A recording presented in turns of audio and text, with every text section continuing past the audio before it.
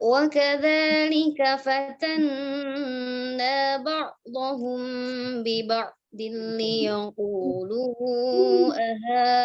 أهؤلاء من الله عليهم من بيننا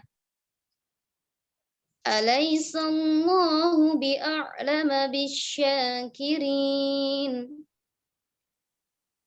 وإذا جاءك الذين يؤمنون بآياتنا فقل سلام عليكم كتب ربكم على نفسه الرحمة أنه من عمل منكم سوءا بجهالة ثم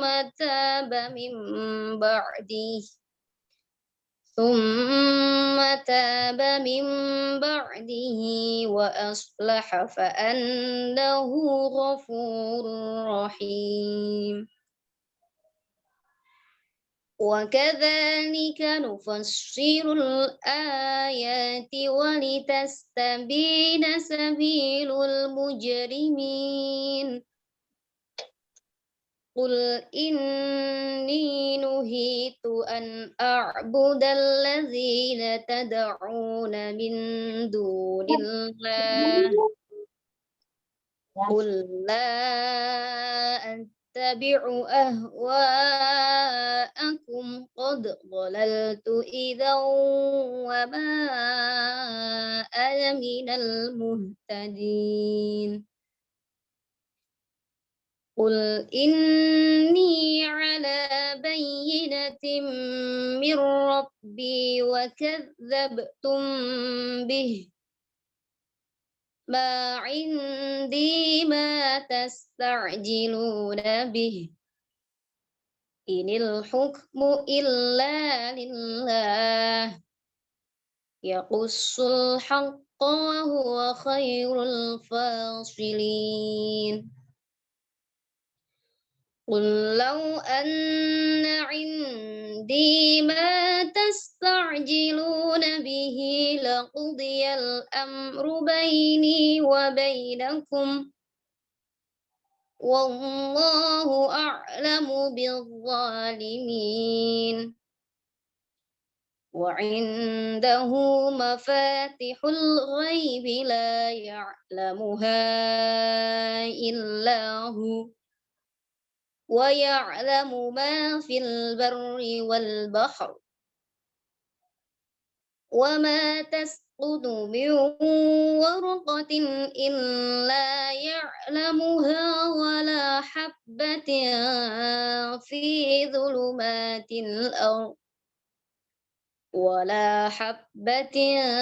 في ظلمات الأرض ولا رطب ولا يابس إلا في كتاب مبين صدق الله العظيم اللهم ارحمنا بالقرآن واجعله لنا إماما ونورا وهدى ورحمة اللهم ذكرنا منه ما نسينا وعلمنا منه ما جهلنا وارزقنا تلاوته آناء الليل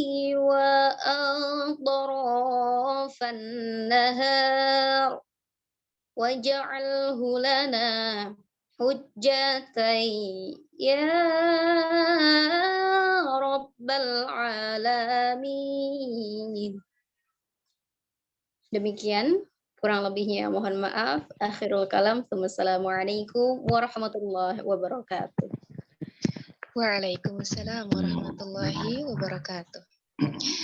Terima kasih kami sampaikan kepada Ustazah Sofi Nurul Arifah yang telah membacakan Quran Surah Al-An'am ayat 53 sampai 59. Semoga ayat suci yang telah kita baca dapat menjadikan kelancaran acara kita pada pagi hari ini, serta dapat menjadikan pahala bagi kita yang membaca maupun yang mendengarkan. Amin, amin, ya Rabbal 'Alamin. Bapak, Ibu sekalian, sampailah kita pada acara inti, yaitu Tadabbur Quran, yang akan disampaikan oleh Al-Ustadz Haji Nasiruddin Khalid. Kepada beliau kami persilahkan. Bismillahirrahmanirrahim. Assalamualaikum warahmatullahi wabarakatuh. Waalaikumsalam. Alhamdulillah. Alhamdulillahilladzi hadana ilal iman wa waffaqana li fi'lil khairati wal ihsan. Asyhadu an la ilaha illallah wahdahu la syarika lah. Amara lana bis salati was siyam. وأشهد أن سيدنا محمدا عبده ورسوله الذي أوحي إليه القرآن اللهم صل وسلم وبارك على النبي الكريم والرسول العظيم نبينا ومولانا محمد وعلى آله وأصحابه والتابعيه وأنصاره إلى يوم الدين أما بعد وسبحانك لا علم لنا إلا ما علمتنا إنك أنت العليم الحكيم وتب علينا يا مولانا إنك أنت التواب الرحيم وعلمنا من لدنك علما نافعا يا ذا الجلال والإكرام اللهم افتح لنا حكمتك وانشر علينا رحمتك يا ذا الجلال والإكرام. أيها السادة والسيدات, Bapak Ibu yang kami muliakan, jamaah kajian Yashfa mengaji dan mengkaji yang dimuliakan Allah. Puji syukur kehadirat Allah Subhanahu wa taala atas segala limpahan, anugerah, nikmat dan rizki yang begitu besar yang tidak bisa kita hitung secara detail rizki-rizki, nikmat-nikmat yang Allah hadirkan kepada kita.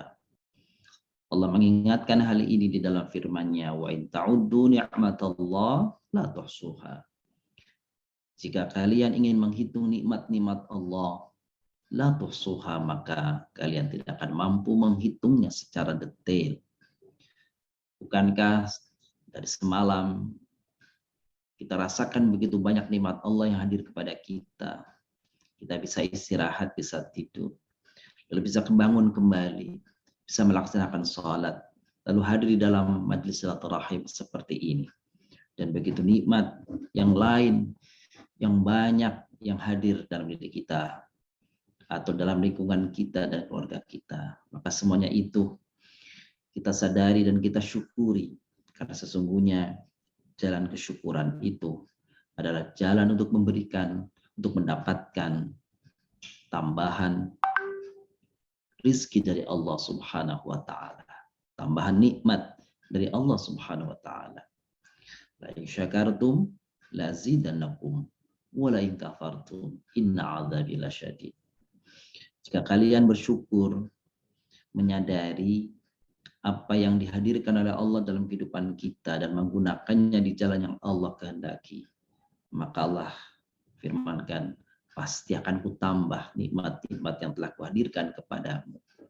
Tapi jika kalian mengingkari nikmat-nikmat yang kuhadirkan kepadamu, maka ketahuilah sesungguhnya kelak pertanggungjawabannya sangat berat dan azab Allah amatlah pedih.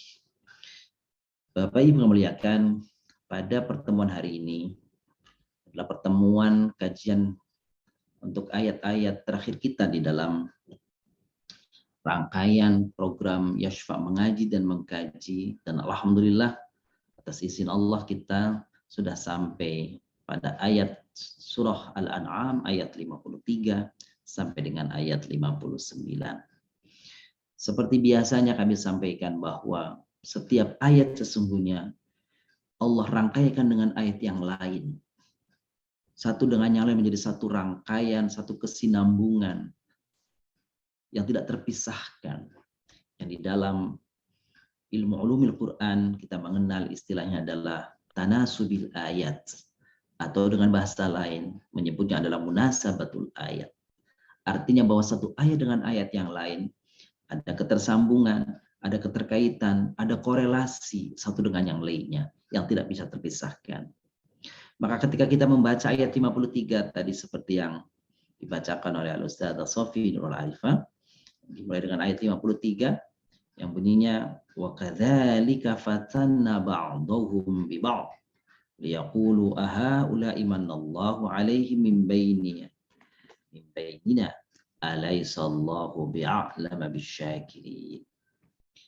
Tentu ayat ini ada hubungannya dengan ayat sebelumnya yang kita kaji pada pertemuan sebelumnya, yakni ayat 52 yang bunyinya wala tatrudil ladzina, jangan engkau usir, kan? Orang-orang Quraisy meminta kepada Nabi atau menganjurkan kepada Nabi agar mengusir orang-orang yang ada di sekeliling beliau, yakni orang-orang du'afa, orang-orang mustad'afin, orang-orang lemah, orang-orang miskin. Wala tatrudil ladzina yad'una rabbahum bil ghadati wal 'ashyi. Ketika orang-orang Quraisy itu meminta Nabi untuk mengusir mereka, maka Nabi dijaga oleh Allah SWT agar tidak melakukan perbuatan-perbuatan yang buruk tadi, perbuatan-perbuatan yang tidak mengangkat derajat kemanusiaan, kemuliaan manusia. Maka ajakan atau anjuran orang-orang Quraisy tadi itu ditolak oleh Nabi Shallallahu Alaihi Wasallam. Lalu kemudian Allah firmankan, wa kadzalika fatanna ba'dahum bi ba'd. Dan demikian itulah kata Allah, kami timpakan fitnah. Kami timpakan fitnah antar sebagian atas sebagian yang lainnya. Bapak Ibu muliakan, fitnah secara bahasa, kalau kita buka bahasa Indonesia, kamus umum bahasa Indonesia, maka artinya kalimat yang menyakitkan, kalimat yang diucapkan tidak sesuai dengan kenyataan, itu fitnah. Tapi di dalam bahasa Arab, dalam bahasa Al-Quran, fitnah sesungguhnya adalah ujian, cobaan. Jadi fitnah itu artinya cobaan atau ujian. Wa kadzalika fatanna ba'dahum. Dan demikian itulah kami timpakan ujian sebagian mereka atas sebagian yang lain. Maka Bapak Ibu muliakan, semua yang ada di dunia ini dalam pandangan agama, dalam pandangan Al-Quran, semuanya adalah ujian bagi kita. Orang diberi harta adalah mendapatkan ujian. Orang dikurang atau disedikitkan hartanya juga itu adalah ujian. Orang diberi ilmu, itu adalah ujian. Tidak diberi ilmu, juga ujian.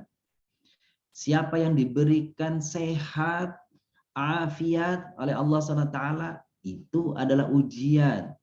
Begitu juga orang-orang yang diberikan cobaan sakit, kepayahan, gitu, kesulitan, itu pun adalah ujian. Hidup bahagia, sejahtera, senang, itu adalah ujian.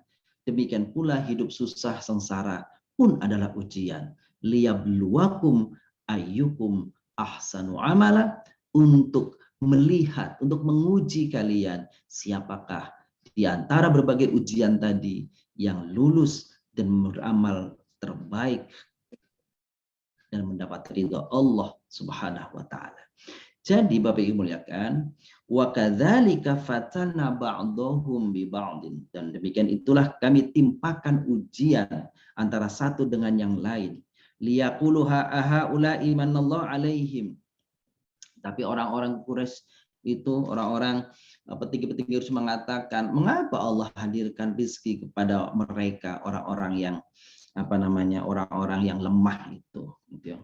Mimbaini di antara kami, alaihissallahu bi'alama bisyakirin. Maka dijawab, bukankah Allah mengetahui terhadap orang-orang yang bersyukur? Bapak Ibu yang kami muliakan, orang-orang Quraisy itu orang-orang yang menganggap kemuliaan itu hadir pada orang-orang yang memiliki kedudukan dan harta. Sehingga melihat orang-orang yang mengikuti syariat Nabi Shallallahu Alaihi Wasallam dianggap orang-orang yang lemah dari sisi sosial dan ekonomi. Sesungguhnya kalau kita bicara tentang ini, bukan hanya menimpa dugaan itu, tuduhan itu, bukan hanya menimpa kepada umatnya Nabi Shallallahu Alaihi Wasallam saja, tetapi juga kepada Nabi Nuh dan umatnya. Bukankah Nabi Nuh berdakwah kepada kaumnya berapa tahun? 950 tahun. Jadi kalau ada yang mengatakan usia Nabi Nuh itu 950 tahun. Tapi ada yang mengatakan yang lain bahwa 900 tahun itu bukan usianya. Tetapi itu adalah masa dakwahnya Nabi Nuh alaihissalam. Ya, masa dakwahnya Nabi Nuh alaihissalam. Kalau usianya di atas 1000 tahun. Begitu riwayat menyatakan. Ratusan tahun, 950 tahun Nabi Nuh berdakwah, umatnya hanya mengikuti hanya seberapa gelintir orang saja. Aradiluna wa badir ra'i. Bahkan orang-orang para pembesar ya yang hidup di kalangan Nabi Nuh alaihissalam mengatakan, "Hai Nuh, sesungguhnya orang-orang yang ikut kamu itu hanya orang-orang aradiluna, orang-orang rendahan di antara kami. Orang-orang lemah, orang-orang miskin, orang-orang bodoh, orang-orang kampung. Kalau kami nih," kata mereka, kami orang yang terpelajar, orang yang memiliki kedudukan di tengah-tengah masyarakat, orang yang berharta, maka kami tidak akan ikut seperti kalian. Itu ucapan yang disampaikan oleh umatnya Nabi Nuh kepada Nabi Nuh. Hal yang sama kira-kira terjadi juga kepada Nabi Shallallahu Alaihi Wasallam. Nabi dituduh oleh orang-orang petinggi Quraisy bahwa orang-orang lemah itu telah tersihir oleh dakwahnya Nabi Shallallahu Alaihi Wasallam. Sedangkan orang-orang yang berharta, orang-orang yang punya kedudukan, maka tidak mau mengikuti dakwahnya Nabi Shallallahu Alaihi Wasallam. Maka Allah ingatkan, sesungguhnya kekayaan yang dimiliki oleh mereka itu adalah ujian dan kesulitan hidup yang ditimpakan Allah kepada sebagian yang lain, kepada para sahabat Nabi, itu pun ujian. Tetapi Allah akan melihat siapakah di antara keduanya golongan tadi yang berbeda, ya, stratifikasi sosialnya, tingkatan sosialnya, siapakah yang mampu bersyukur kepada Allah, siapakah yang beriman dan taat kepada Allah, itulah yang terbaik di kalangan mereka. Jadi Bapak yang muliakan, itu yang kadang menjadi pandangan manusia secara umum. Jadi orang kalau lagi susah menganggap bahwa itu sedang diuji oleh Allah. Tapi kalau sedang diberi kenikmatan, keluasan, kelapangan rezeki, gitu, maka seakan-akan itu bukan ujian. Padahal itu juga ujian. Wa nabluukum bisyarri wal khairi fitnah. Kan gitu dalam Al-Qur'an surat Al-Baqarah tuh. Dan kami uji kalian dengan dua sisi. Sisi keburukan atau sisi kebaikan. Dua-duanya sebagai ujian, sebagai fitnah bagi kalian. Nah, kita umumnya manusia menganggap kalau yang diuji itu yang susah-susah. Penyakit, oh saya sedang diuji. Gitu ya. Sengsara, oh saya sedang diuji. Ada mendapatkan duka karena wafat di antara keluarga kita, ya kan? Saya diuji. Padahal hidup itu ujian, kan gitu ya. Diberi harta itu ujian, diberikan ilmu ujian, diberi kehormatan di masyarakat, apakah sebagai pemangku amanah, sebagai pejabat atau apa, itu adalah ujian. Maka siapa saja yang diuji dengan masing-masing pola ujian tadi, bentuk ujian tadi, siapa yang lulus dan tetap pada jalan yang Allah ridhai, siapapun dia, yang lemah, yang kuat, yang kaya, yang miskin, sesungguhnya masing-masing itu bisa menjadi jalan ketakwaan kepada Allah Subhanahu wa Ta'ala. Nah, itu ayat 53 ya. Sekarang ayat 54. Wa idza ja'aka alladziina yu'minuuna bi ayatina faqul salamun 'alaikum kataba rabbukum 'ala nafsihi rahmah annahu man 'amila minkum su'an bi jahalatin tsumma taba min ba'dihi wa aslah fa annahu ghafurur rahim. Bapak yang muliakan, ayat 54 ini banyak sekali nih pesan-pesan penting bagi kita nih. Yang pertama, wa idza ja'aka alladziina yu'minuuna bi ayatina faqul salamun 'alaikum. Ini pesan kepada kita. Kalau engkau didatangi oleh orang-orang yang beriman kepada kami, kata Allah ayat kami, orang-orang mukmin, maka ucapkan salam kepada mereka. Ini anjuran kita bertukar salam, menyampaikan salam. Meskipun di dalam hadis itu agak sedikit berbeda di sini. Kalau pada hadis anjuran mengucapkan salam itu apa? Orang yang berdiri kepada orang yang duduk, kan begitu? Orang yang berjalan kepada orang yang berhenti, ya. Orang yang berkendaraan kepada orang yang berjalan, orang yang sedikit, ya, kepada orang yang banyak, gitu ya. Jadi orang yang tamu yang datang kepada tuan rumah, kan harusnya begitu tuh. Nah, tapi ini ayatnya, hai Nabi, jika datang kepadamu orang-orang yang mengatakan beriman kepada ayat kami, ucapkan kepada mereka salam. Maka sebenarnya ini dikuatkan, tidak ada kontradiksi antara ayat dan hadis tadi. Bukankah Nabi SAW dalam hadis yang lain menyatakan yang terbaik di antara dua orang yang berjumpa adalah yang pertama kali mengucapkan salam. Nah, dalam konteks ayat ini, Nabi diperintahkan oleh Allah untuk memuliakan, untuk memberikan kegembiraan kepada orang-orang yang datang kepada beliau, ucapkan salam. Maka ucapan salam itu Bapak Ibu muliakan, bisa ucapannya seperti yang ada dalam ayat ini, salamun alaikum, boleh. Atau assalamualaikum, boleh. Lebih lengkap, assalamualaikum warahmatullah, juga boleh. Atau ditambah lagi, yang lengkap lagi, assalamualaikum warahmatullahi wabarakatuh. Nah, itu kan ucapan salam yang lengkap. Ucapan seperti itu. Ya. Dan begitupun orang yang menjawabnya. Bukankah ayat di dalam Al-Quran mengajarkan kepada kita, فَإِذَا حُيِّيتُمْ وَإِذَا حُيِّيتُمْ بِتَحِيَّةٍ فَحَيُّوا بِأَحْسَنَ مِنْهَا أَوْ رُدُّوهَا. Ini tata cara mengucapkan dan membalas salam yang diatur oleh ayat Al-Quran. Apa kata Al-Quran? Wa idza huyitum, jika kalian diberikan ucapan salam, itu fahayyu bi ahsana minha. Maka Al-Quran mengatakan balaslah ucapan salam itu yang lebih baik. Yang lebih baik. Jadi bukannya yang kurang, Bapak Ibu, justru harus lebih baik. Nah, itu disebut di dalam surah An-Nisa, Bapak Ibu nanti boleh cek, surat An-Nisa ayat 86.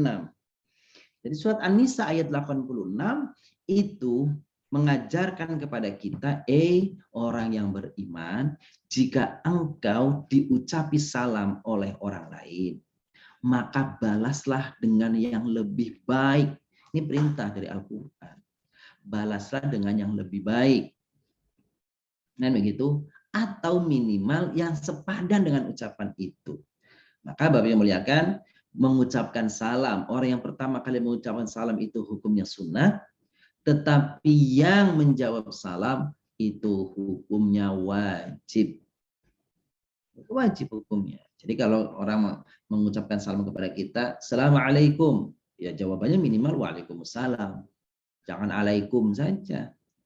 Itu. Jadi Assalamualaikum warahmatullah, minimal itu Waalaikumsalam warahmatullah, boleh ditambah.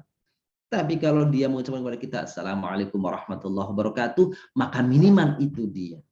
Waalaikumsalam warahmatullahi wabarakatuh. Kalau orang mengucapkan salam kepada kita lengkap, maka dianggap kita keliru kalau hanya menjawabnya Waalaikumsalam saja. Nah, ini menjadi perhatian bagi kita, Bapak Ibu yang muliakan. Baik, itu yang pertama. Jadi Nabi diperintahkan oleh Allah mengucapkan salam kepada orang yang datang kepadanya. Dan ini sesungguhnya adalah kepada kita juga. Gitu ya, kepada kita juga. Jadi Assalamualaikum. Jadi kalau ada sebuah komunitas kita datang kepada satu majelis begitu orang, maka sebenarnya kalau kita bertiga cukup satu orang saja mengucapkan salam. Tidak semuanya masing-masing mengucapkan salam. Gitu ya. Salam. Jadi apalagi kalau misalkan majelis sudah dimulai dan sebagainya, kadang-kadang ini cukup mengganggu. Gitu ya. Bayangkan kalau setiap 5 menit datang ucapan salam, setiap datang 5 menit salam seperti itu. Nah, ya, jadi ini akhirnya kita harus melihat kondisi. Mengucapkan salam itu hukumnya sunnah. Sunnah. Tapi menjawabnya, nah ya kan problemnya, jadi kalau ada orang salah terus nggak dijawab kan bisa berdosa itu kalau nggak ada sama sekali menjawab. Itu yang pertama. Yang kedua, kata barubukum ala nafsihi rahmah. Allah telah menetapkan atas dirinya, Allah mewajibkan atas dirinya. Maka kataba itu kan bisa arti menulis, bisa arti menetapkan, bisa arti mewajibkan. Allah tetapkan atas dirinya sifat rahmah. Pada waktu dulu kita sudah bicara rahmat Allah di dunia itu mencakup siapa saja, mencakup apa saja, tidak pilih-pilih, tidak pilih-pilih. Di dunia Allah memberikan kepada siapa saja tanpa ada tanpa pilih. Berlaku hukum Allah SWT yang lain apa? Siapa yang bersungguh-sungguh maka dia mendapatkan rahmat Allah SWT di dunia ini. Gitu ya. Siapa yang penuh dengan kegigihan maka dia akan mendapatkan rahmat Allah di dunia ini. Begitu. Jadi berusaha sungguh-sungguh, kerja keras itu bagian daripada diperintahkan untuk meraih ridha Allah, untuk meraih rahmat Allah. Adapun ketaatannya, kepatuhannya, begitu, kepatuhan ketaatannya maka akan berbalas nanti di akhirat. Ketika di dunia maka dia selain taat juga harus mengikuti hukum-hukum yang ditetapkan oleh Allah. Siapa yang bersungguh-sungguh, siapa yang bekerja keras, siapa yang mengerahkan sebuah kemampuannya, maka dialah yang akan memperoleh. Maka itu bisa dilakukan oleh orang-orang kafir, bisa dilakukan oleh orang-orang yang tidak beriman kepada Allah. Kok rasanya hidupnya baik dan hidupnya sejahtera? Karena boleh jadi dia telah mempraktikkan tadi hukum yang orang sebut sebagai hukum alam. Sebenarnya bukan hukum alam. Allah menetapkan begitu untuk di dunia. Yang kedua, jadi rahmat. Allah menetapkan dirinya rahmat. Nah, yang ketiga, gitu ya. Apa bentuk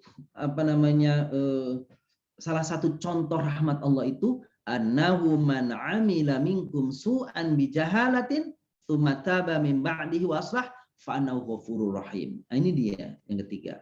Di antara rahmatnya Allah SWT, siapa saja kata Allah yang melakukan perbuatan jahat, perbuatan buruk, perbuatan dosa bijahalatin. Nah, ini terjemahannya banyak di bijahalatin nih. Kalau secara lafziyah bijahala artinya karena kebodohan. Itu karena kebodohan. Itu bijahala artinya. Tapi makna yang lain ulama mengatakan karena kecerobohan. Karena khilaf. Karena apa lagi? Karena keterpaksaan. Ya. Gitu. Karena kalau ketidaktahuan sama bodoh ya. Kalau tidak tahu memang ini dimaafkan itu ya. Karena kecerobohan, karena khilaf. Maka itu apa? Taba, caranya adalah taba, bertaubat kepada Allah.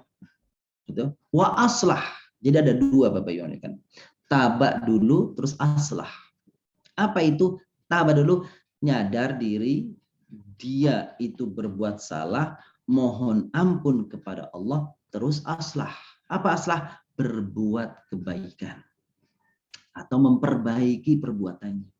Yang tadi salah itu diperbaiki. Gitu. Di dalam ayat lain, orang-orang yang berbuat kekeliruan, berbuat dosa, dia segera mengingat Allah, mohon ampun kepada Allah, lalu beramal soleh. Apa amal solehnya? Ada orang mengatakan, ya ada orang lalu menyebutnya sholat sholat taubat. Oke. Apalagi yang lain? Berinfak, bersedekah. Itu bagian daripada amal soleh. Jadi ketika kita ternyata keliru, berbuat salah, berbuat dosa, selain istighfar, selain sadar diri, mohon ampun, lalu ada tekad untuk tidak mengulangi, apalagi segera ikuti dengan amal soleh. Hadis Nabi Shallallahu Alaihi Wasallam dalam konteks ini beliau bersabda, apa itu? Sabda beliau, ittaqillah haitsuma kunta wa atbi'is sayyi'atal hasanata tamhuha. Apa kata Nabi? Ittaqillah haitsuma kunta, bertakwalah kalian di mana tempat berada. Wa atbi'is sayyi'atal hasanah. Kalau engkau berbuat salah, kalau engkau berbuat dosa, atbi'i, sertakan, ikutkan perbuatan burukmu itu dengan perbuatan baik. Tamhuha, semoga perbuatan baikmu itu menghapus, menutup atau paling tidak mengurangi beban dosa yang telah dilakukannya. Orang bilang kalau setelah berbuat dosa segera berinfak, segera bersedekah selain taubat kepada Allah Taala. Nah, itu cara yang diajarkan. Gitu. Segera berinfak, segera bersedekah. Gitu ya. Jadi itu pesan di dalam ayat tadi. Jadi pertama bahwa perintah gitu ya untuk menyampaikan salam kepada orang yang beriman. Jadi kalau kita ketemu, Bapak Ibu ketemu nih, salam. Contoh begini nih, kita ketemu teman, Assalamualaikum, gitu ya. Terus kita keluar sebentar, kalau ketemu lagi, itu boleh salam lagi tuh. Salam lagi, Assalamualaikum. Loh baru ngomong, tapi baru salam, kok salam lagi? Nggak apa-apa itu, kan itu doa sebenarnya. Kan gitu ya. Jadi kita nggak sepakat kalau salam assalamualaikum itu diganti dengan apa? Diganti dengan selamat pagi. Memang jauh. Kalau assalamualaikum, assalam, rahmatullah, barakatuh. Ada 3 hal yang otomatis di situ didoakan oleh orang yang ucapan salam. Nah kalau selamat pagi, pagi doang selamat. Sore gimana? Kan gitu ya. Kalau ada orang canda nih, selamat pagi, sampai besok pagi saya selamat gitu kan gitu ya. Jadi kalau assalamualaikum warahmatullahi keselamatan. Jadi melingkup, mencakup, menyeluruh. Warahmatullahi dan rahmat Allah wabarakatuh dan berkahnya Allah untuk kalian. Berkah itu apa? Kebaikan yang langgeng dan bertambah untuk kalian. Tuh, bagus banget. Tahun berapa ya? Majelis Ulama Indonesia Provinsi Jawa Timur itu pernah mengeluarkan fatwa, Bapak Ibu. Majelis Ulama Indonesia Provinsi Jawa Timur itu pernah mengeluarkan fatwa apa katanya? Orang Islam itu tidak boleh menambah-nambah salam selain assalamualaikum. Itu nggak boleh tuh.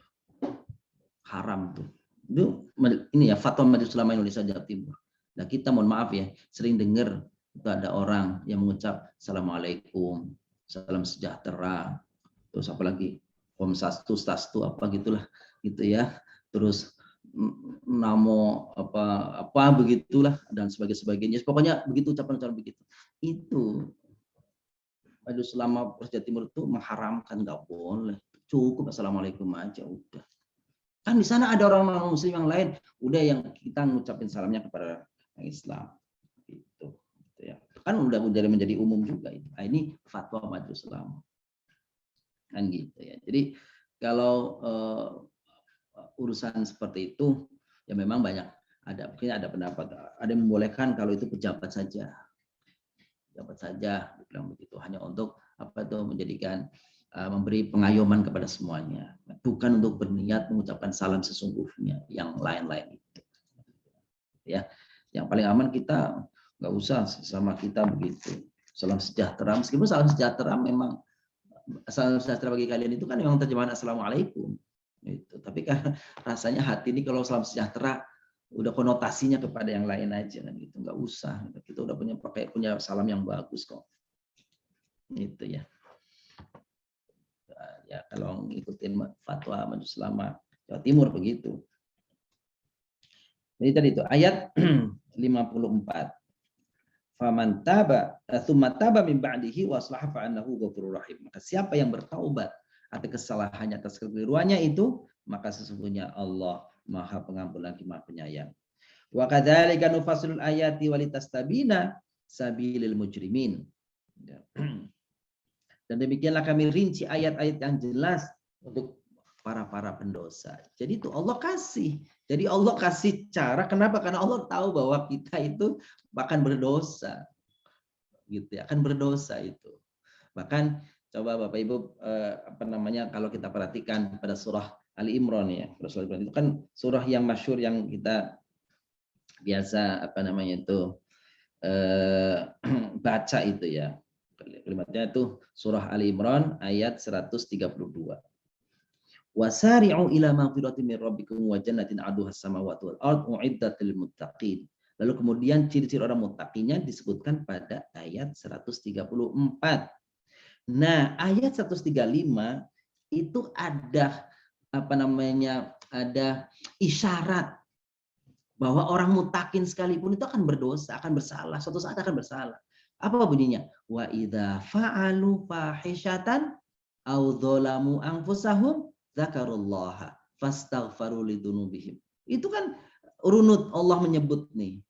Wa idza fa'alu, siapa yang berbuat fahisha itu, berbuat jahat itu siapa? Ya tadi orang mutakin tadi di atas.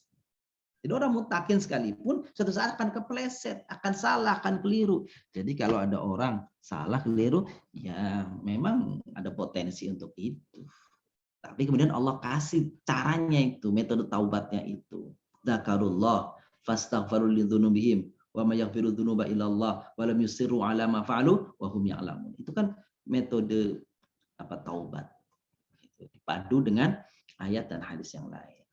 Kita lanjutkan Bapak Ibu. Ayat 56, Qul inni nuhitu an a'budal ladzina tad'una min dunillahi qul la attabi' ahwa'akum qul la attabi'u ahwa'akum qad dhalaltu idza wa ma ana minal muhtadin. Nah, ini Rasulullah diperintahkan oleh Allah SWT agar itu aku dilarang. Ya, aku dilarang. Untuk apa? An a'budal ladzina tad'una min dunillah, untuk menyembah Tuhan-Tuhan yang kalian seru selain Allah. Qul la attabi, katakan aku kagak ngikutin hawa nafsu kalian. Jadi kesesatan itu dianggap sebagai dasarnya adalah karena terbawa oleh hawa nafsu. Sebab kata Nabi, kalau aku mengikutinya qad dhalaltu idzan wa ma ana minal muhtadin. Kalau aku ngikutin ajakan kalian menyembah Tuhan selain Allah, berarti aku telah berbuat sesat. Dan aku tidak termasuk orang-orang al-muhtadin, orang-orang yang memperoleh petunjuk. Lanjutkan Bapak Ibu. Qul inni ala bayyinatin min rabbi wa kadzdzabtum bih. Bahkan katakan kepada mereka, hai Nabi, sesungguhnya aku tidak seperti kalian, seperti yang kalian lakukan. Kalau aku ala bayyinah, aku dalam kebenaran, aku di dalam petunjuk Al-Qur'an. Wa kadzdzabtum bih, padahal kalian hai orang-orang kafir, kalian berulang kali mendustakan kebenaran itu, mendustakan Al-Qur'an, mendustakan ayat-ayat Allah. Ma indi ma tasta'jiluna bih. Gitu. Aku tidak ada kewenangan, aku tidak ada kemampuan terhadap apa-apa yang kalian minta segerakan, yaitu azab. Jadi orang-orang kafir itu sombong, lalu mengatakan begini, Muhammad, kira-kira begitu orang kafir ngomong. Kalau engkau benar memang utusan Allah, Rasulullah, coba datangkan untuk kami. Apa? Azab. Kalau memang benar, coba timpakan azab kepada kami sebagaimana orang-orang dahulu ditimpa azab oleh Allah. Ada yang dilempari batu, terkena sambaran petir, dihanguskan, ditimpa, dibalik tanahnya, ada yang terkena banjir dan sebagainya. Kalau memang engkau benar, coba dong praktekkan itu kepada kami itu. Sombong sekali mereka menantang itu. Tapi apa jawaban Nabi? Nabi nggak terprovokasi. Inil hukmu illa lillah. Semua ketentuan itu bukan aku.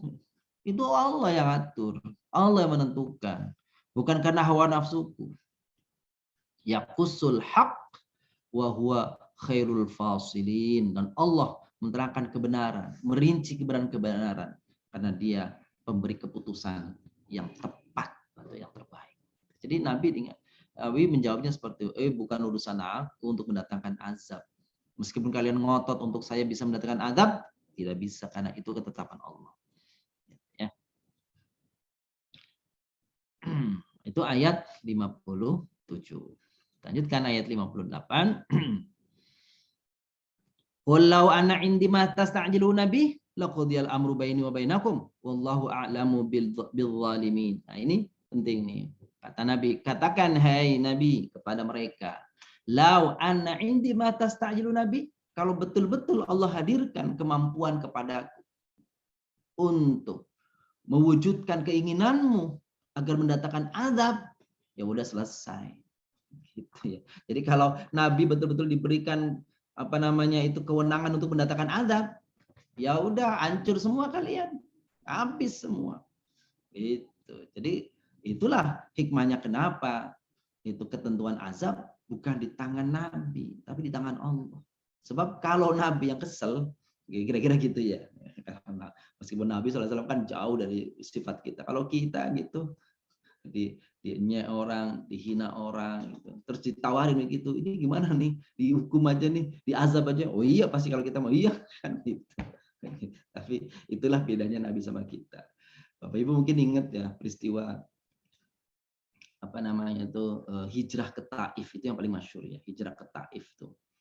Jadi Nabi SAW hijrah ke Taif, lalu kemudian di Taif bukan disambut oleh sambutan hangat dari masyarakat Taif, begitu.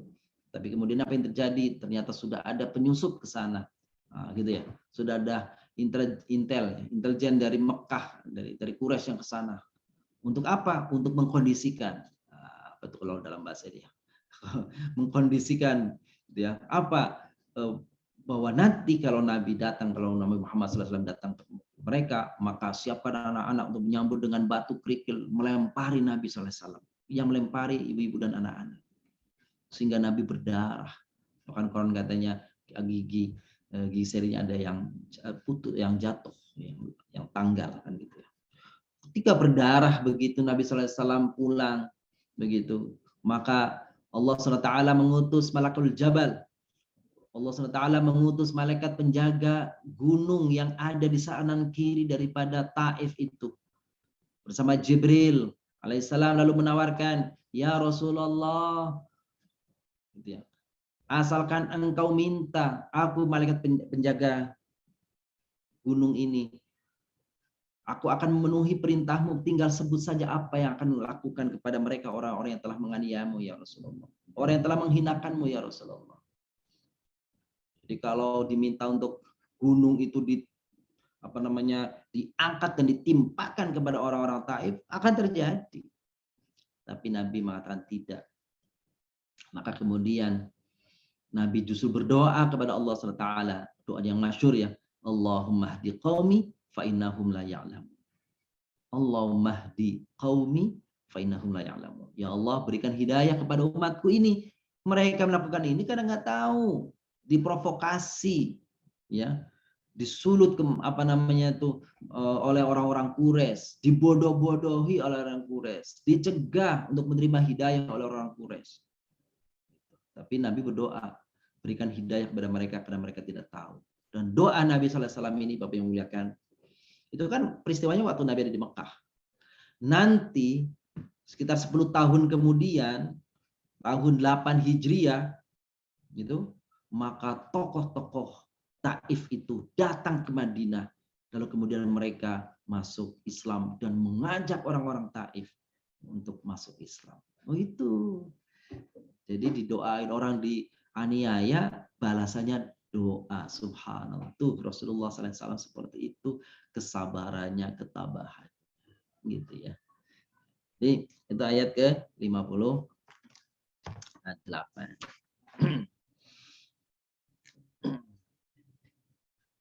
Ayat ke-59 terakhir Bapak Ibu. Wa indahu mafatihul ghaibi la ya'lamuha illahu wa ya'lamu ma fil barri wal bahr wa ma tasqutu min waraqatin illa ya'lamuha wa la habatin min fi dhulumatil ardi wala radbi wala yabis illa fi kitabim mubin. Nah, ini ayat ini seakan-akan memberikan satu penetapan bahwa Nabi SAW itu meski bagi seorang nabi maka tidak memiliki kemampuan untuk mengetahui hal-hal yang gaib kecuali yang dikehendaki oleh Allah Subhanahu wa taala. Jadi kalau nggak dikehendaki Allah, nggak tahu nabi juga. Nabi kan mengatakan, aku yang akan terjadi masa depan aja aku nggak tahu. Aku akan ditimpa kebaikan atau keburukan aku tidak tahu kecuali yang Allah beritahukan kepada aku. Maka di sini diingatkan bahwa segala sesuatu kegaiban itu kunci-kuncinya, mafatih itu kunci-kunci kegaiban itu ada pada sisi Allah. La ya'lamuha illahu, tidak ada yang tahu kegaiban itu kecuali Dia. Nah, pada pertemuan yang lalu kan kita sudah bahas ya Bapak Ibu. Kegaiban itu ada dua macam. Ada kegaiban yang mutlak pasti memang nggak ada yang tahu. Ada yang gaib nisbi. Nisbi itu relatif. Nah, relatif itu kalau belum tahu ya gaib. Tapi kalau sudah kasih tahu ya nggak gaib. Tapi ada kegaiban yang mutlak, yang pasti nggak bisa diketahui. Apa itu? Pertama adalah Allah. Allah tuh gaib mutlak, nggak ada yang tahu. Nanti, insya Allah kalau dalam keyakinan Ahlus Sunnah wal Jamaah, Allah itu akan menjumpakan dirinya, menjelmakan dirinya di hadapan orang-orang yang beriman di surga nanti. Nah, gitu ya. Maka kenikmatan yang paling tinggi adalah apa? Berjumpa dengan Allah. Bukankah doa kita bagi yang muliakan? Ada ucapan doa kita tuh. Allah maj'al khaira ayyamina yauma nalqaka fik. Kan begitu tuh. Ya Allah, jadikan hari terbaik kami adalah hari di mana kami nanti berjumpa dengan Engkau ya Allah. Memandang wajahmu yang indah, semua kenikmatan surga tidak ada bandingannya dibanding melihat wajahmu ya Allah. Itu dia. Bapak yang muliakan, kegaiban yang nisbi itu apa yang relatif itu? Bapak Ibu itu tidak tahu apa yang ada dalam pikiran orang lain. Apa yang ada dalam pikiran saya. Kalau saya sudah sampaikan, baru Bapak Ibu tahu. Itu namanya relatif. Itu nisbi. Nggak usah terlalu jauh kalau itu. Dompet orang aja kita nggak tahu apa isinya. Berapa banyaknya. Apa isi kartu, uang, tapi nggak tahu itu. Itu namanya kegaiban yang nisbi. Pada diri orang kita nggak tahu. Ketika dia buka baru kita tahu. Nah itu namanya apa? Kegaiban yang nisbi. Kegaiban yang kalau nanti dibuka dikasih tahu maka tidak lagi jadi gaib, gitu ya. Hati kita, apa yang ada dalam hati itu gaib, gitu. Ketika diungkapkan baru akan ternyata. Kalau nggak diungkapkan nggak ada. Maka Allah SWT merahasiakan kegaiban hati orang itu kepada orang lain. Kalau orang tahu, diberitahu, kalau setiap orang tahu kegaiban apa yang ada di dalam hati orang lain, susah dunia ini, sengsara dunia ini. Sengsara dunia ini. Ada orang tahu hati si orang itu kan, jadi sengsara itu nanti. Jadi ada orang kawan dengan kawan kan gitu, hatinya kan itu, hatinya benci, hatinya itu kalau tahu kan repot jadinya. Nah, jadi justru karena dirahasiakan itulah jadi aman. Nah, dunia itu ya. Jadi nanti saja kalau sudah nggak ada di depan orangnya kan gitu ya. Hati kita kan nggak ada yang tahu kecuali kita sendiri dan Allah Taala. Nah, bukti kemahatauan Allah adalah apa itu? Wa ya'lam ma fil barri wal bahr. Allah mengetahui apa yang ada di bumi, di daratan, kalau bar itu di daratan, wal bahr dan lautan. Allah yang mengetahui apa yang ada di darat dan ada di laut. Wa ma tasqutu min waraqatin illa ya'lamuha. Tidak ada satu helai daun kering yang jatuh ke bumi kecuali Allah tahu. Wala habbatin fi dhulumatil ardi. Dan tidak ada juga biji ya, di dalam kegelapan ya, kegelapan malam, kegelapan bumi, di dalam bumi. Entah biji itu kering, entah biji itu basah, rotbin. Rotbin itu basah. Tapi kalau kurma rutob, nah kurma mengkel tuh ya, yang kering-kering basah itu. Wah, kalau buka puasa nikmat ya. Kurma rutob namanya. Rutob tuh mengkel kalau bahasa kita Bapak Ibu. Ya, jadi kurma yang mengkel itu sunnah Nabi begitu. Ya, kalau berbahagialah Bapak Ibu yang bisa berbuka puasa dengan kurma rutob, ya, kurma yang mengkel tadi. Kalau dimakan masih ada rasa mentah-mentahnya, kias-kias. Jadi itu dikirim dari kawan kita di mana sampai di sini udah matang. Itu dari sana mentah, dari sana mangkal. Begitu sampai di tempat kita udah matang. Itu sudah nggak rutob lagi, jadi tamar gitu ya. Itu dia. Terus ya habis basah. Ya. Illa fi kitabim mubin, kecuali semuanya itu sudah tercatat di dalam Lauh Mahfuz, dalam catatan induk apa yang akan terjadi, apa yang akan menimpa seseorang, benda, jangankan orang, benda saja, benda mati dalam badan kita, itu semuanya sudah ada catatannya di depan Allah. Itulah kira-kira kemahakuasaan Allah, kemahatauan Allah. Yang sekarang akan datang Allah semua tahu, sedangkan manusia tidak yang tahu. Bahkan Rasul pun SAW tidak tahu kecuali diberitahu oleh Allah. Ketika Jibril bertanya kepada Nabi, "Masa'ah, kapan kiamat itu terjadi?" Apa kata Nabi? Yang bertanya tidak lebih tahu daripada yang nanya. Yang nanya juga nggak tahu, Jibril juga nggak tahu, Rasulullah nggak tahu. Itu bilang begitu. Jadi tidak ada yang tahu tentang sesuatu kegaiban itu kecuali Allah titipkan bagi ilmu itu kepada orang-orang yang dikehendaki. Demikian Bapak yang muliakan, subhanallah, paparan dari ayat-ayat dalam surah Al-An'am. Tadi kita terakhir di ayat ke-59. Alhamdulillahirabbil alamin. Jadi sebelum kita doa dan tutup, saya kembalikan kepada Dr. Desmania. Barangkali ada sesi berikutnya. Silakan. Ya. Masya Allah, terima kasih banyak Ustadz atas pemaparan materi terkait tadabbur Quran Surah Al-An'am ayat 53 sampai 59.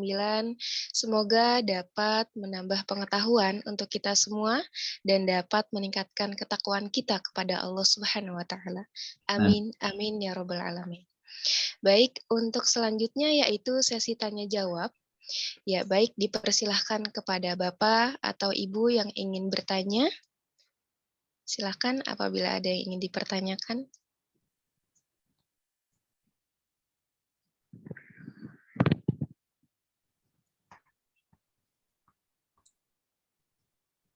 Izin Saya coba. bertanya. Oh, Pak, silakan. Oh, ya. Baik, silakan Ibu, silakan. Ustaz, nggak apa-apa, Pak Koco dulu aja. Silakan, Pak. Silakan. Baik. Boleh silakan. Ya maaf Ustadz, yang ayat ke-57, di mana Rasul tidak mempunyai hak tentang apa yang diminta menyegerakan. Azab. Jadi memang kayaknya siksaan kepada orang kafir itu ditangguhkan ya, itu yang pertama. Kemudian hubungan dengan yang ayat 58 itu ada kullau anna indi ma tastajilu nabi. Itu memakai kata lau anna. Jadi jikalau pakai lau bukan idza. Jadi seperti pelajaran yang diberikan Ustadz kemarin-kemarin itu, bahwa kata lau itu memang tidak akan pernah dilakukan oleh Rasul untuk melakukan menyegerakan siksaan itu. Mohon konfirmasi itu seperti begitu ya Ustaz. Iya, benar Pak Jikoto. Terima kasih pertanyaannya Pak Jikoto. Jadi Bapak muliakan, pada ayat 57 itu kan seakan-akan Allah memberitahu, bukan hanya Allah memberitahu, tetapi Nabi mendengar ucapan orang-orang Quraisy itu apa? Bahwa jika engkau sesungguhnya benar Nabi, maka coba buktikan. Apa di antara pembuktiannya itu? Di antara pembuktiannya itu adalah tolong segerakan azab. Tolong kirim azab sekarang kepada kami. Sebagaimana nabi-nabi terdahulu telah mendatangkan azab kepada umatnya yang durhaka. Kalau kami dianggap durhaka, kata orang Quraisy, coba dong seperti nabi-nabi dahulu, Nabi Nuh gitu kan, Nabi Lut dan sebagainya tuh, Nabi Syuaib dan sebagainya, kan mendatangkan azab bagi umatnya, kepada umat yang membangkang. Coba kalau engkau benar Rasulullah, coba lakukan itu kepada kami. Maka Rasulullah menyebut inil hukmu illa lillah. Penetapan itu, menetapkan azab atau tidak itu bukan ketetapan, bukan wilayahku, gitu. Bukan wilayahku. Itu wilayah Allah. Itu kewenangan Allah. Aku nggak ada kewenangan itu. Lagian, nah itu dia. Tapi diberitahu sama Allah nih, katakan sama mereka yang Rasulullah, lau anna indi ma tasta'jiluna bi laqudiyal amr. Nah, sekali lagi pakai lau. Nah, kemarin sudah ya kita lau. Lau itu sesuatu yang tidak mungkin. Artinya memang Rasulullah SAW tidak mungkin diberikan kewenangan oleh Allah untuk menetapkan kapan didatangkan azab dan tidak kepada satu kaum. Bukan ketetapan Rasulullah untuk menimpakan azab itu. Ayo sekarang diazab, enggak. Itu semua ketetapan Allah. Apalagi kita sudah bahas pada ayat-ayat sebelumnya, apa itu? Bahwa di antara rahmatnya Allah yang diturunkan kepada Nabi SAW, bahwa umatnya Nabi itu azabnya ditunda. Nah, gitu. Ditunda sampai nanti akhir. Gitu. Kalau yang ada itu bukan azab yang sesungguhnya. Itu mah baru apa namanya? Baru persekot doang. Baru cicilan pertama doang, belum sesungguhnya, belum ada sesungguhnya. Gitu. Saya kira mungkin mohon maaf, mungkin itu kali. Ya, terima kasih Ustaz. Makin mantap kami menerima. Iya, insya Allah. Alhamdulillah. Aman, nggak datang azab ya. Baik, silakan ada lagi, Yusra. Ustadz, sedikit mengenai hal yang gaib, Ustadz. Iya, aduh. Iya, batasan gaib ini, Ustadz. Memang Allah minta kita untuk menjadi orang yang pintar untuk mencari tahu, untuk berpikir. Sekarang ini ada kita dengar bahwa hal-hal gaib. Nah, mengenai ruh itu hal yang gaib mungkin untuk kita ya, itu rahasia Allah. Sekarang ada yang menyatakan bahwa ruh itu diberi nama. Jadi bukan jasad tapi ruhnya diberi nama. Nah, apakah seperti itu juga termasuk hal yang tidak boleh kita cari tahu tentang hal gaib yang dari Allah itu, Ustaz? Mohon arahannya karena miskin ilmu, Ustaz. Baik. Kalau yang kita tahu, makasih Bu Kinan ya pertanyaannya. Yang kita dilarang itu berpikir itu, kalau hadisnya jelas ya, hadisnya jelas itu berpikir tentang zat Allah saja yang dilarang. Jadi tentang memikirkan zatnya Allah saja yang dilarang, gitu ya. Kalau hal-hal yang lain kalau mampu silakan aja, gitu ya. Jadi apa? Tafakkaru fi khalqillah wala tafakkaru fil khaliq fa innakum la taqdiruna qadra. Begitu sabda Nabi sallallahu alaihi wasallam, memberi acuan, memberikan pedoman bagi kita. Fikirkanlah kepada ciptaan Allah dan jangan pikirkan pada penciptanya, jangan pikirkan penciptanya. Kamu tidak akan mampu menjangkau. Jadi kalau bilang, bolehkah berpikir tentang ruh? Ruh kan ciptaan Allah, boleh aja kalau mampu. Berpikir tentang surga dengan neraka, boleh aja kalau mampu. Itu kan ciptaan Allah. Cuma kayaknya itu aja kagak mampu. Gitu ya. Jannatun itu kan taman ya. Kalau Taman Cibodas, Taman Mini, Taman Srengseng ya boleh lah. Tapi kalau taman surga, hakikat surga kan nggak ada yang tahu kan gitu, kecuali yang Allah ingin Allah hadirkan pengetahuan itu kepada orang-orang tertentu bisa saja. Karena Nabi SAW kan pernah diajak oleh Jibril waktu Isra Mi'raj itu kan melihat gambaran surga. Tapi apakah itu gambaran surga sesungguhnya? Wallahu alam juga kan begitu. Jadi saya kira mohon maaf saya hanya bisa menyampaikan bahwa prinsip dasarnya dari petunjuk Nabi SAW berpikir boleh tentang makhluk Allah. Yang gaib pun silakan kalau mampu. Maka sebenarnya Bapak yang muliakan di dalam agama itu ada namanya bab sam'iyat gitu ya. Hal-hal yang bisa didapat, diterima, kita ketahui dari risalah, dari Al-Qur'an, dari sabda Nabi SAW. Jika Al-Quran tidak menyebut, jika Nabi tidak menjelaskan, maka sesungguhnya hal-hal itu tetap aja menjadi gaib. Seberapapun orang mau mencoba untuk mencapainya, hakikatnya, maka kalau tidak dianggap sia-sia, ya sia-sia. Tapi kalau dibilang sia-sia nanti kan nggak mau coba. Biarin saja kan gitu ya. Apa itu? Boleh aja kalau mau coba memikirkan tentang kiamat, boleh silakan. Tapi kan itu gaib masalah. Saya kira itu mungkin, mohon maaf berbagi. Ada apa Yahya? Ya, mohon izin Pak Yai. Tentang kalau dizolimi dibalas dengan mendoakan. Saya setuju itu kalau dalam konteks hubungan sosial bertetangga, sosial kemasyarakatan pergaulan. Tapi ketika kita dizolimi dari segi politik hukum, Rasulullah pun tegas gitu bahwa hukum harus ditegakkan. Nggak bisa kita dizolimi hukum politik hanya dengan berdoa diam pasif. Karena kebaikan umat Islam khususnya Indonesia disalahgunakan oleh orang-orang lain yang mempunyai tujuan untuk menguasai politik dan hukum ekonomi di Indonesia ini. Saya setuju dengan Rasulullah yang memang di bidang sosial beliau demikian, dizolimi didoakan, tapi di dalam politik dan hukum beliau sangat tegas sekali. Ini yang jarang sekali dikemukakan oleh para mubalik, bahwa dari segi hukum dan politik Rasulullah sangat jelas. Khaybar yang mengkhianati dihabisin itu. kaum munafikin politik yang mencederai piagam Madinah, yang mengkhianati, diusir dari Madinah. Nggak didoakan, malah diusir. Karena kalau nggak ngelunjak, kita disalahgunakan. Demikian, terima kasih. Luar biasa. Ada teriak. Iya. Sepakat pada apa yang disampaikan oleh Pak Dr. Yahya nih. Jadi pada konteks sifatnya pribadi ya, pada konteksnya pribadi silakan memaafkan. Itu pun memaafkan satu pilihan saja, kan gitu.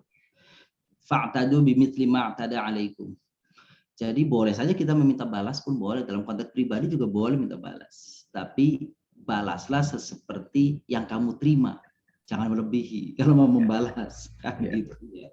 Jadi kalau mau membalas, balaslah ya seperti yang dia lakukan kepadamu. Kalau melebihi berarti zalim tuh ya. Gitu ya. Berarti zalim. Nah, saya sepakat jika itu berkaitan dengan konteksnya adalah kelembagaan kan gitu. Maka keadilan harus ditegakkan karena sesungguhnya unsur yang kental dalam Islam itu adalah apa? Islam itu diantaranya menegakkan keadilan. Nah, gitu. Jadi sepakat seperti itu. Cuma cara-caranya harus dengan cara yang elegan kan gitu. Jangan dengan emosional, dengan membabi buta kan gitu. Sehingga apa? Sehingga akan berefek buruk kepada umat Islam. Jadi umat Islam itu juga Bapak yang muliakan, kalau nasihat para kiai, jangan politik, jangan dihindari, harusnya ada, harusnya itu personal Muslim yang ada di wilayah politik harus ada. Kalau tidak, nanti politik dikuasai oleh orang non Muslim bagaimana? Gitu. Ya, tapi harus orang-orang yang kredibel, yang yang punya jiwa yang bertanggung jawab kepada dirinya, kepada masyarakat, kepada agama khususnya seperti itu. Jadi harusnya seperti itu. Di ekonomi jangan sampai tidak ada memahami itu yang sering kadang-kadang ini. Umat Islam seakan-akan nggak boleh kaya. Harusnya umat Islam harusnya didorong untuk supaya kaya. Kenapa? Yang nggak bisa beribadah kalau kita tidak punya. Nggak bisa zakat, nggak bisa zakat, nggak bisa haji. Sholat aja nanti compang-camping bagaimana? Kan ada nutup aurat. Nutup aurat kan harus nutup aurat kan dengan materi, dengan ekonomi. Nah, itu jadi memahami orang. Nah, kadang-kadang memang kalau kita bicara panjang nanti ya, itu ada konsep tasawuf yang kemudian diselewangkan, disimpangkan. Seakan-akan hidup bertasawuf itu hidup miskin, hidup sengsara, hidup merana, kan gitu ya. Jadi nanti itu saya kira suatu saat ketika kaji tentang tasawuf itu boleh gitu ya. Jadi saya setuju Bapak Ibu memuliakan, memang harus ada orang-orang Islam yang ada di dunia politik gitu ya, supaya politik juga diwarnai orang Islam. Tapi kadang-kadang ini kesalah, pengen mewarnai politik, begitu terjun terwarnai maka hilang gitu. Ikut-ikutan di situ, ikut jahat, ikut bobroknya itu repot. Aduh, gawat, dulu kita lulukan, ini bisa nih nanti, begitu sampai sana ngilang. Udah. Itu dulu waktu kampanye mah seneng banget ke masjid. Kan gitu ya. Begitu sudah jadi lupa ke masjid. Kan gitu. Subhanallah. Masjidnya disusah masjidnya dibikin susah diem baik kan gitu ya. Ya udah. Jadi seperti itu kira-kira. Jadi kita ke depan memang ini yang perlu dipikirkan bersama, bagaimana umat Islam ini ada di semua aspek kehidupan, mereka hadir di situ mewarnai keislamannya. Maka ada sebuah ungkapan pepatah tokoh Muslim mengatakan, fi ayyi ardin tato fa anta mas'ulun an islamiyatik. Apa itu? Dimanapun bumi kau pijak, maka sesungguhnya engkau bertanggung jawab atas keislamanmu. Gitu.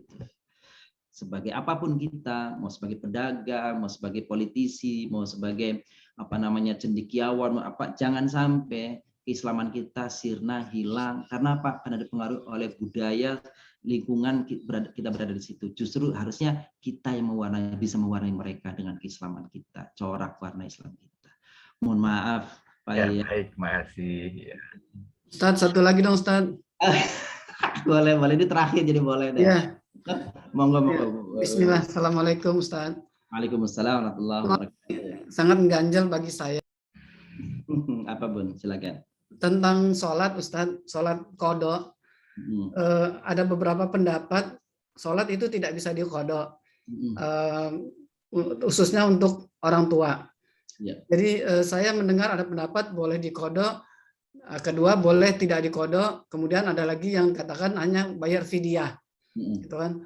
Nah, selama ini saya memang menjalani yang diqadha untuk orang tua saya. Tapi kemarin beberapa hari yang lalu saya mendengar lagi, kalau kita mengqadha untuk orang tua, kita juga harus sudah qadha kita selesai katanya. Nah, memang sebagai kami seorang perempuan kan memang pastilah punya utang, melahirkan, menyusui dan sebagainya. Tapi kan kami tidak tahu utang kami itu berapa banyak. Sementara kami sekarang ingin mengqadha untuk orang tua kami. Nah, katanya sebelum kita mengqadha untuk orang tua, kita harus mengqadha diri kita sendiri. Nah, bagaimana caranya Ustadz? Apakah ini pendapat ini benar? Yang saya jalani selama ini saya hanya mengqadha untuk orang tua, tapi saya tidak menjalankan qadha untuk diri saya. Bagaimana caranya Ustadz? Apakah ini saya sudah kerjakan benar atau memang tidak harus begitu sebetulnya? Terima kasih Ustadz. Assalamualaikum warahmatullahi wabarakatuh. Waalaikumsalam warahmatullahi wabarakatuh. Ini sebenarnya tentang fikih ya. Oke. Baiklah, mungkin ingin berbagi sedikit aja nanti. Bapak Ibu muliakan, karakter fikih itu, karakteristik fikih, ciri khas fikih itu Bapak Ibu harus tahu ya, Bapak Ibu semuanya muliakan. Ciri khas fikih itu apa? Perbedaan pendapat. Tidak namanya fikih kalau nggak berbeda pendapat. Jadi namanya fikih, ciri khasnya berbeda pendapat. Itu udah begitu tuh. Apa namanya itu udah wujud di fikih itu berbeda pendapat. Baik. Tentang qadha sholat. Bapak Ibu muliakan, sholat yang ditinggalkan itu macam-macam. Ya, Bapak Ibu ya. Sholat itu macam-macam. Kalau sholat tidak dilakukan orang karena dalam kondisi, mohon maaf, dalam kondisi gila, maka nggak wajib qadha bagi dia. Nggak ada wajib qadha bagi orang yang gila. Oke, itu pertama. Tidak ada wajib qadha bagi orang perempuan, mohon maaf ya, perempuan yang karena halangan ada syar'i, udzur syar'i. Itu hadis Aisyah radhiyallahu anha mengatakan kunna nu'maru bi qada'is shaumi wa la nu'maru bi qada'is shalah. Kami ini tidak diperintahkan untuk mengqadha salat atas hal-hal yang ditimbulkan oleh uzur syar'i kami. Kami hanya diperintahkan untuk mengqadha puasa kami. Itu ucapan dari Sayyidatuna Maryam. Itu tentang sholat-sholat yang tidak perlu diqadha tadi ya, tidak perlu diqadha itu sholat itu. Lalu pertanyaan begini, bagaimana dengan sholat yang ditinggalkan dengan sengaja? Oke. Kalau orang tadi kan orang, mohon maaf, orang tidak sadar, orang pingsan, orang apa kan gitu, ya. Itu bagaimana? Baik. Kalau seorang meninggalkan sholat disengaja, maka pendapat mazhab saja sudah beda dari atasnya. Pimpinan mazhabnya saja sudah berbeda. Imam Malik berbeda dengan Imam Syafi'i rahimahullah. Imam Malik rahimahullah berbeda dengan Imam Syafi'i. Apa kata Imam Malik? Ini Bapak Ibu yang muliakan, perlu kita perhatikan. Kata Imam Malik, sholat wajib yang ditinggalkan dengan sengaja oleh seseorang, maka tidak ada qadhanya. Ini kata Imam Malik. Tidak ada qadhanya. Seberapapun dia akan mengqadha, nggak ada manfaatnya begitu. Ini pendapat Imam Malik. Apa yang mesti dilakukan oleh dia? Pertama bertaubat, kedua memperbanyak sholat sunnah. Semoga Allah dapat menghapus kesalahan sholat wajib yang ditinggalkan dengan memperbanyak sholat sunnah. Ini kata Imam Malik. Tuh kan? Imam Malik gurunya siapa? Gurunya Imam Syafi'i. Imam Syafi'i berpendapat beda tuh, biasa murid sama guru aja beda tuh ya. Apa kata Imam Syafi'i? Orang yang meninggalkan sholat dengan sengaja tetap wajib qadha. Wajib qadha kata Imam Syafi'i rahimahullah. Artinya apa ini? Itu dia, perbedaan pendapat sudah seperti itu. Gitu ya. Jadi ada pendapat ulama ya, saya katakan tadi memang karakter fikih berbeda. Ada ulama mengatakan hal-hal yang diwajibkan lalu ditinggalkan dengan sengaja, maka tidak bisa digantikan di masa yang lain. Tapi kehati-hatian Imam Syafi'i boleh diqadha, silahkan diqadha. Gitu ya. Nah, inilah kadang-kadang dilemanya fikih nih.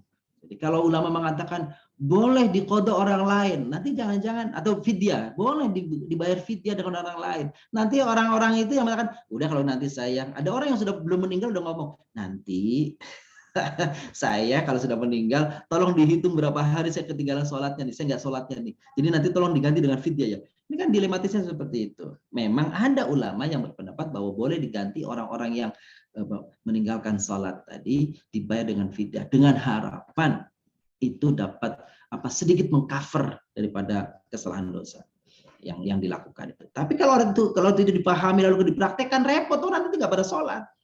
Gitu, pada sholat. Jadi kalau secara pribadi saya mengatakan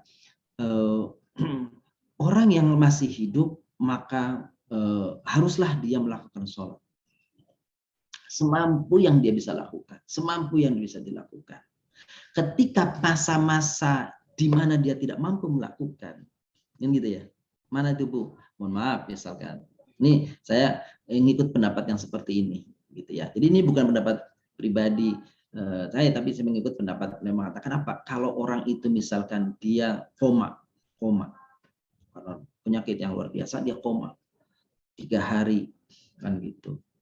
Setelah 3 hari atau 5 hari koma, dia siuman, terus ternyata kritis dan meninggal. Ini kan sesuatu yang bukan diinginkannya, kan begitu ya. Maka kehati-hatiannya, nah di sini maka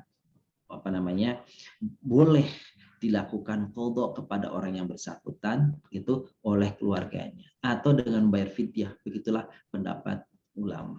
Kalaupun tidak kan gitu, mudah-mudahan orang yang dalam keadaan seperti tadi tuh dimaafkan oleh Allah, karena kan di luar kemampuan dia.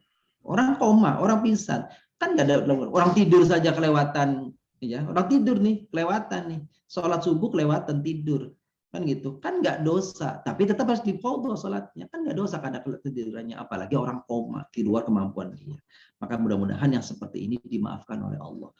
Kalau kita bersedekah atas nama beliau yang sudah wafat, semoga itu menjadi menjadi penambah kebaikan dan penghapus dosanya. Harapannya begitu.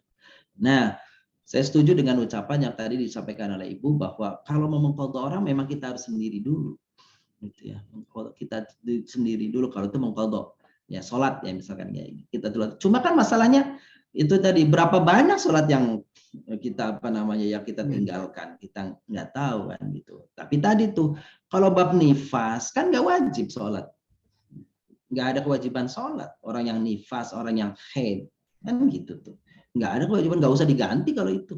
Uang itu bukan perintah, bukan bagian daripada kewajiban kita. Mohon maaf, jadi hanya itu. Jadi silakan saja menurut mantapnya Ibu, Bapak yang kami muliakan. Apakah seperti itu? Jangan sampai keringanan tadi adanya fidyah tadi menjadikan orang kalau gitu saya nggak usah sholat lah. Enggak. Sholat itu wajib. Afwan Ustaz, andai kata yang saya kerjakan ini saya menganggap sudah mantap selama ini, yang untuk orang tua saya. Tadi kan Ustaz bilang untuk diri kita sendiri itu tidak wajib karena itu emang fitrahnya perempuan. Iya. Ya. Nah, apakah itu boleh saya kerjakan sampai saya berniat? Kita kan nggak tahu juga orang tua kita dulu berapa lama meninggalkannya. Boleh nggak kita berniat ini dengan istiqomah ini sampai akhir hayat kita meniatkan untuk beliau itu, boleh nggak Ustadz? Kalau menurut saya sih, ya saran saya Ibu, banyaklah mohon ampun buat beliau. Banyaklah dan Ibu banyaklah melakukan sholat sunnah buat Ibu sendiri. Itu saran saya seperti itu. Ampunan, karena kita nggak tahu juga sholat yang mana yang ditinggalkannya, kan begitu. Banyaklah mohon ampun untuk beliau, kan gitu. Terus kemudian kalau boleh banyaklah berwakaf untuk beliau, wakaf yang langgeng, banyaklah bersedekah untuk atas nama beliau. Sedangkan kita pikirkan kita yang sudah wafat, mudah-mudahan dengan doa kita beliau dia maampuni oleh Allah SWT. Kita yang masih hidup kita harus perbanyak bekal kita. Belum tentu kitanya juga selamat, kan gitu ya. Jadi saya kira kita yang hidup kita perbanyak amalan untuk diri kita tanpa mengesampingkan amalan-amalan untuk orang tua kita dengan infak, sedekah, wakaf, dan juga doa-doa ampunan untuk para beliau. Mudah-mudahan seperti itu. Ya. Syukran Ustaz. Sama-sama. Alhamdulillah. Kita doa ya selanjutnya ya. Desma, wah sampai mau jam 7 nih. Bapak Ibu silakan. Tapi sebelum ditutup doa, Bapak Ibu muliakan, kami ingin menyampaikan informasi nanti malam. Nah, nanti malam, insya Allah kita akan mulai dengan kajian malam ya. Ba'da salat tarawih jam 20.30.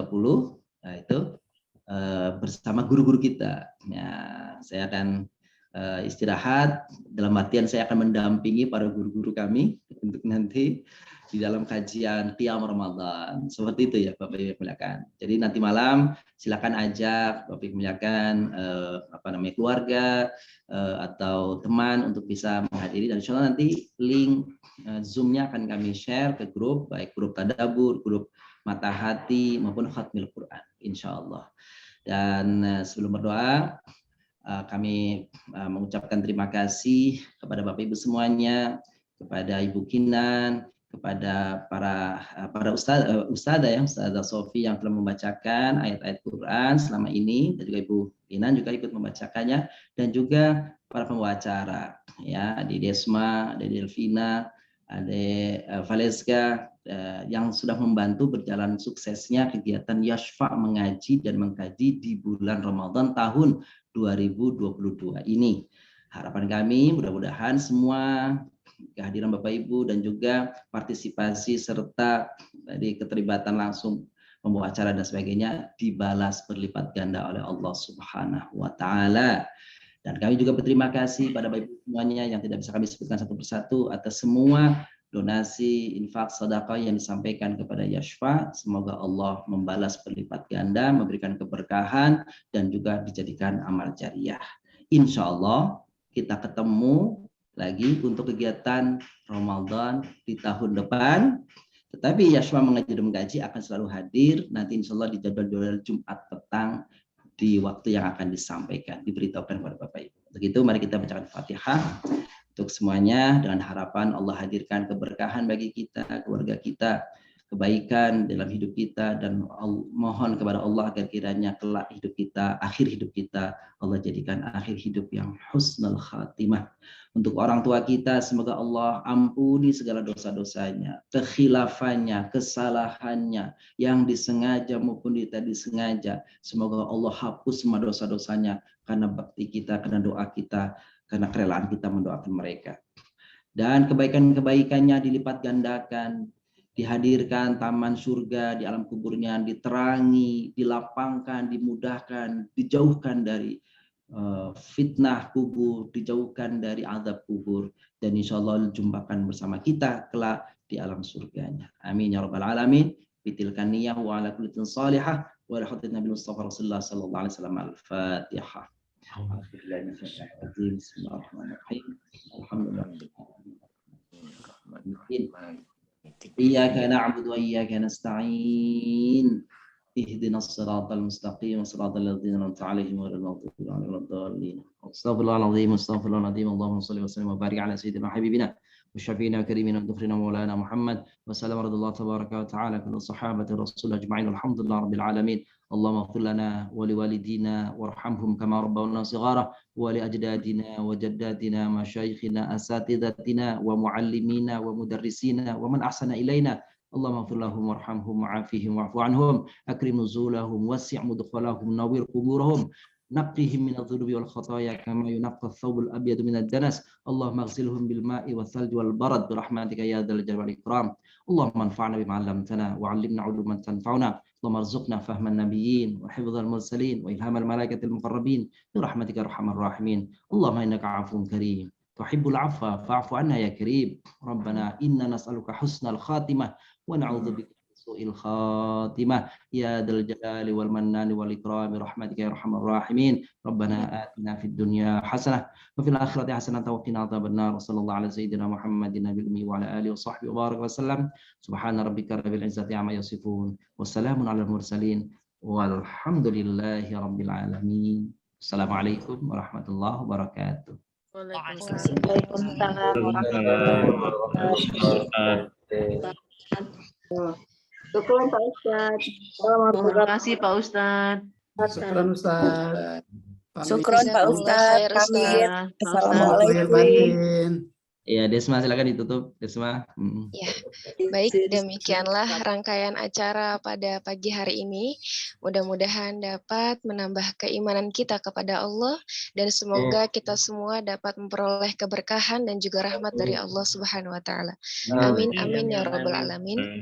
Baik, saya sebagai pembawa acara mengucapkan mohon maaf lahir batin apabila ada kesalahan, baik yang disengaja maupun yang tidak disengaja, dan saya mengucapkan terima kasih banyak kepada Al-Ustadz Haji Nasiruddin Khalid yang telah memberikan kesempatan saya untuk bisa membawakan acara di Yashfa Mengaji ini. Mudah-mudahan beliau semoga selalu sehat dan memperoleh keberkahan dari Allah. Amin ya rabbal alamin. Baik, saya sebagai MC kurang lebihnya mohon maaf. Wassalamualaikum warahmatullahi wabarakatuh. Waalaikumsalam warahmatullahi wabarakatuh. Terima kasih Ustaz. Assalamualaikum. Terima kasih Ustaz. Terima kasih Des, Pak Ustadz semua. Assalamualaikum. Waalaikumsalam. Waalaikumsalam warahmatullahi wabarakatuh. Maaf lahir batin semuanya.